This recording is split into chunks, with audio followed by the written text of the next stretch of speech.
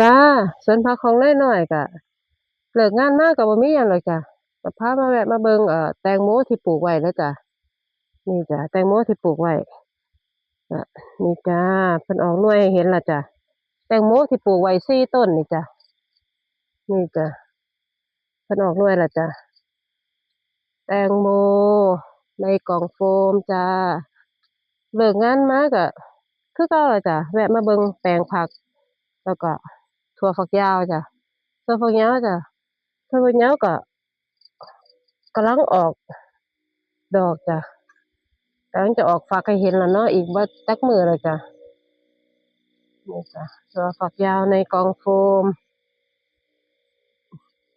นี่จ้ะนี่ดอกของเขาจ้ะนี่จ้ะปลูกผักที่เรากินเนาะเรามักอันใดเราก็ปลูกอันนั้นล่ะเนาะนี่